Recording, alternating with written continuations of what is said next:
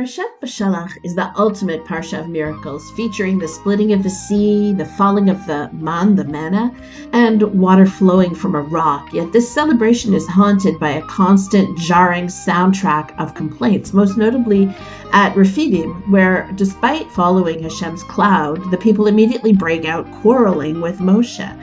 To us, it doesn't make much sense. How can they witness the sea splitting and then immediately cry out and be filled with what looks like so much doubt?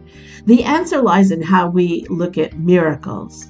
Anton Chekhov once noted that our sense of wonder is often misplaced. He wrote, "You would marvel if frogs and lizards suddenly grew on apple and orange trees instead of fruit. So I marvel at you who exchange heaven for earth." How often do we exchange heaven for earth?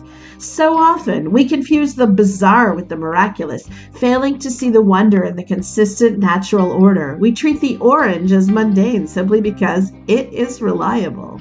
Yehuda Amichai suggests in his poem, Miracles, that miracles are only monumental when we see them from a distance. Close up, they're often messy, taxing, and unrecognizable. He writes, "From a distance, everything looks like a miracle, but up close, even a miracle doesn't look like one.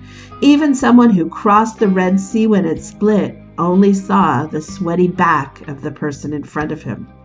When we look at the constant complaining in the desert, I think we need to move past the idea that they were just ungrateful. The Torah isn't a history book, it's a book about a relationship. In the white space between the verses, those long stretches of travel where the text is silent, there were probably deep, unwritten hardships, just not physical ones. Bnei Israel weren't just hungry or thirsty, they were dealing with an existential crisis. They were grappling with loss of agency, moving from the forced structure of slavery to the terrifying freedom of the desert, the weight of silence, feeling lonely during the long gaps between overt miracles, identity collapse, the slow, painful death of their slave selves before their new identities were ready. And of course, there's also the question of the vast, unknown future that lay ahead of them. When they cried out, it wasn't just about food or water. These were cries of internal trauma. They were struggling to find the miracle in the messy, uncomfortable reality of their new lives. This Shabbat, as we read of the great wonders, let's look at the oranges in our own lives, the quiet, consistent miracles we usually take for granted.